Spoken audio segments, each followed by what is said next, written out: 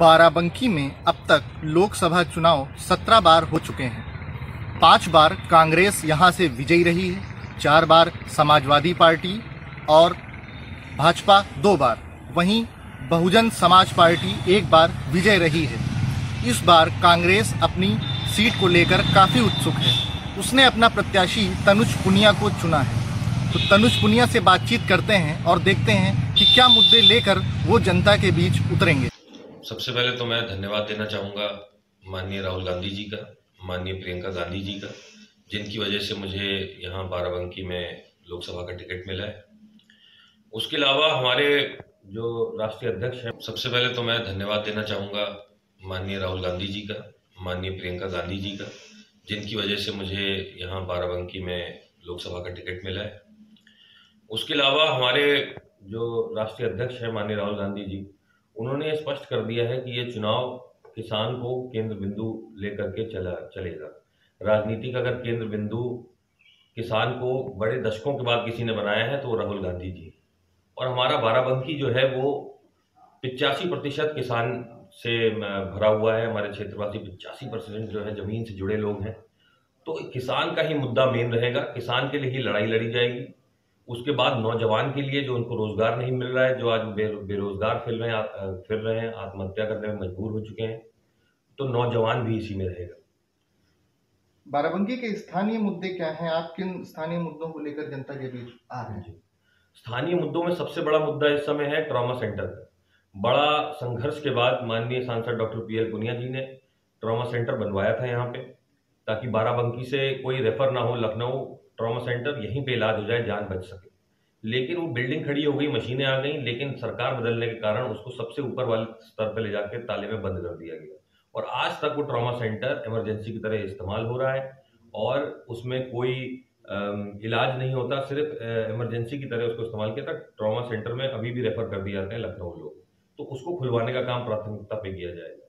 उसके अलावा एक पॉलिटेक्निक खुला था रोजगार प्रशिक्षण के लिए, तो वो पॉलिटेक्निक जो बराइन चौराहे पे है, उसकी बिल्डिंग 60-70 लाख में खड़ी हुई, लेकिन सरकार बदलने के कारण उसको आज तक खोला नहीं गया, उसको संचालित नहीं किया गया, उसमें ताला लगा पड़ा है। आज भी सारी खिड़की दरवाजे टूट चुके हैं।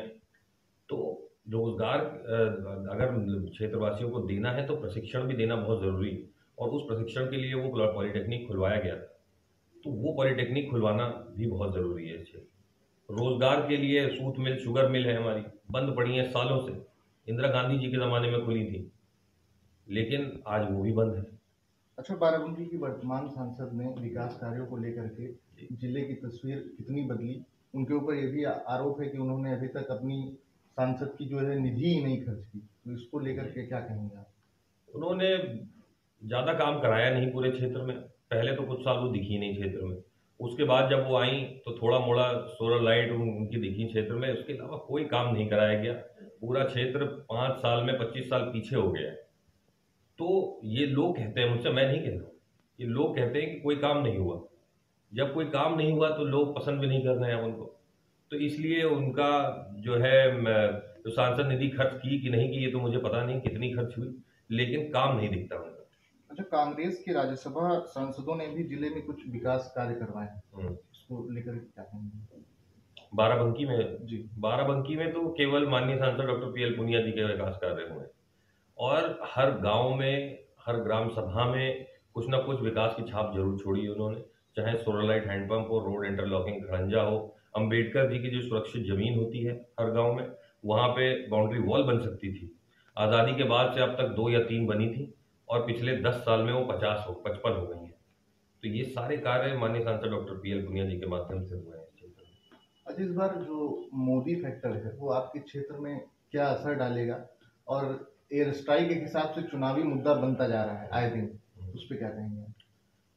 मोदी फैक्टर मैं मानता हूं 2014 में बहुत ज्यादा था, लेकिन अब लोगों का भ्रम टूटता जा रहा है, क्योंकि जितने उन्होंने वादे किए थे उसमें से एक भी वो पूरा नहीं कर पाए। और ना कर पाने से लोगों में एक आक्रोश है, एक गुस्सा है, जो वो इस चुनाव में दिखाने वाले हैं।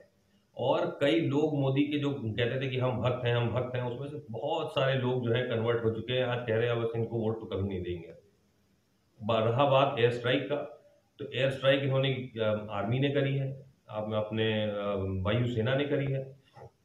तो काबिल तारीफ बात है, करारा जवाब देना जरूरी था, लेकिन उसको चुनावी मुद्दा नहीं बनाना चाहिए। ये स्टैंड है, और ऐसा नहीं है कि सर्जिकल स्ट्राइक एयर स्ट्राइक पहले नहीं हुई। मनमोहन सिंह के ज़माने में भी बहुत सारी स्ट्राइक हुई, बहुत सारा बम गिराए गए हैं पाकिस्तान पे, और 10 साल के कार्यकाल में वो एक बार पाकिस्तान नहीं गए और ये बिन बुलाए चले जाते थे। तो एयर स्ट्राइक को चुनावी मुद्दा अगर बना रहे हैं तो ये बहुत गलत बात है, उसका खंडन करते हैं। अच्छा, आपकी लोकसभा क्षेत्र में गठबंधन फार्मूला कितना कारगर होगा? आपकी सीट पर यदि पिछले चुनाव के आंकड़े की बात की जाए तो सपा बसपा को मिलाकर लगभग 3,50,000 वोट होते हैं। तो जो कांग्रेस को मिले वोट वो तकरीब 1 लाख के आसपास हैं। तो बाकी के जो बचे वोट हैं उनको उनकी भरपाई आप कैसे करेंगे? कांग्रेस को 2,50,000 के लगभग वोट मिले थे पिछली बार। तो 2,50,000 वोट थे जब एंटी इनकम्बेंसी 10 साल का हो चुका था कांग्रेस का केंद्र सरकार में। तो उसमें भी जब उत्तर प्रदेश में कुछ लोगों को 50,000 वोट मिलने की दिक्कत हो गई थी, वहां पे 2.5 लाख के वोट करीब मिला। तो ये बहुत बड़ी बात है अपने में। और दूसरी बात ये है कि गठबंधन जो हो गया है, ये दो दुश्मनों के बीच में गठबंधन हुआ है, एक बसपा एक समाजवादी पार्टी। इनके नेता भले ही जितना एक दूसरे का सपोर्ट कर दें, लेकिन ग्राउंड लेवल का जो कार्यकर्ता है, जो इनका वोटर है, वो पिछले 20-25 साल से आपस में लड़ता है, आपस में एक दूसरे के दुश्मन बना हुआ है, एक दूसरे की सरकार में दूसरे वाले को जेल में भेजने का काम किया है, उनको प्रताड़ित करने का काम किया है इन्होंने। तो ये कैसे एक साथ वोट कर देंगे? आज कह रहे हैं कि आप अपने दुश्मन को वोट कर दो, तो ऐसा ग्राउंड लेवल का कार्यकर्ता नहीं करेगा। तनुज जी, राष्ट्रीय मुद्दों की अगर बात की जाए तो Bhajpa smart city, bullet train इत्यादि कुछ मामलों में बुरी तरह फेल हो गई। तो कांग्रेस के पास भाजपा को घेरने की क्या रणनीति है इस बार? नहीं, तो हम तो इनके जो झूठ थे, इनका जो झूठे वादे थे, उनको उजागर करने का काम कर रहे हैं। इन्होंने कहा मेक इन इंडिया रोजगार मिलेगा, रोजगार मिला नहीं। 2 करोड़ प्रति वर्ष देने का वादा किया था, इन्होंने वो भी नहीं दिया। नोटबंदी और जीएसटी के कारण ये और बुरी तरह फेल हो गए। 2 करोड़ नौकरियां चली गई, इन दोनों के कारण खत्म हो गई पूरे हमारे देश से। तो इनके जो मेक इन इंडिया था वो फेल था। स्किल इंडिया इन्होंने किया, उसमें भी 3 साल में 3 लाख केवल युवाओं को नौकरी दे पाए, 3 लाख से कम। तो ये सब आंकड़े दिखाते हैं कि ये बिल्कुल पूरी तरह से फेलियर हुआ है इनकी सरकार, और यही फेलियर को जनता के सामने पहुंचाना है, लोग तक पहुंचाना है, गांव के कोने कोने तक पहुंचाना है कि इतनी बातों पे ये फेल हो गए। और जब ये फेल हो गए हैं तो लोगों को ये समझ में आ जाएगा, जब ये फेल हो गए तो अपने आप जो है जनता समझेगी कि कांग्रेस पार्टी ही है एक ऐसी पार्टी जो भाजपा के खिलाफ लड़ सकती है और इनके फेलियर के खिलाफ लड़ सकती है, और देश का भला कांग्रेस पार्टी ही कर सकती है, और कांग्रेस पार्टी को ही जिताएगी इस बार। अच्छा, बात अगर उत्तर प्रदेश की जाए तो आपका क्या अनुमान है, कांग्रेस लगभग कितनी सीटें जीत सकती है?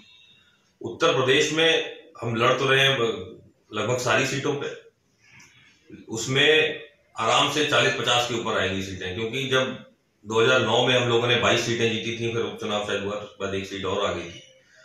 तो 22-23 सीटें हम उस समय जीते थे, और इस बार तो प्रियंका गांधी जी हमारे साथ हैं। प्रियंका गांधी जी के नेतृत्व में और ज्योतिरादित्य सिंधिया जी के नेतृत्व में जो है एक नई ऊर्जा मिली है। बहुत सारे युवा जो समाजवादी में जा रहे थे, भाजपा में जा रहे थे, आरएसएस में जा रहे थे, हिंदू युवा वाहिनी में जा रहे थे, ये सब युवा आप छोड़ के वापस हमारी तरफ अट्रैक्ट हो रहे हैं, कांग्रेस की तरफ अट्रैक्ट हो रहे हैं। तो युवाओं के लिए एक बहुत बड़ा आकर्षण। और कई सारे बुजुर्ग मुझसे कह चुके हैं कि प्रियंका जी एकदम इंदिरा जी जैसी लगती है। तो प्रियंका जी को का बहुत लोकप्रियता है हमारे क्षेत्र में। अच्छा, तो एक आखिरी सवाल कि प्रियंका जी अब राजनीति में सक्रिय हुई हैं, तो आपको क्या लगता है कि वो कांग्रेस को कितना लाभ पहुंचा पाएंगे अपनी सक्रियता से? प्रियंका जी से बहुत लाभ मिल रहा है, बहुत हर जगह कोई पूछ रहा है प्रियंका जी कब आएंगी हमारे क्षेत्र में, कब आएंगी प्रचार करने कांग्रेस का। तो प्रियंका जी की लोकप्रियता तो बहुत सारी है, बस प्रियंका जी जहां पहुंच जाती है वहां जमावड़ा अपने आप हो जाता है। और वो मेहनत भी कर रही है, रात भर तक लोगों के साथ इंटरव्यू लिए, जगह जगह वो जा रही हैं, अलग अलग प्रोग्राम कर रही हैं। आप उनकी भाषण सुनिए, एकदम इतने अच्छे भाषण वो देती हैं, इतनी अच्छी बातें वो बताती हैं। तो वो सब बातें एक इफेक्ट लाएंगी उत्तर प्रदेश में ही नहीं बल्कि पूरे देश में। उत्तर प्रदेश की तो प्रभारी है, इसलिए मैंने कहा कि 40-50 से ज्यादा सीटें आएंगी। तो ये थे लोकसभा सीट के उम्मीदवार कांग्रेस से तनुज पुनिया जी। बाराबंकी से भास्कर न्यूज 24 के लिए अंकित शर्मा की रिपोर्ट।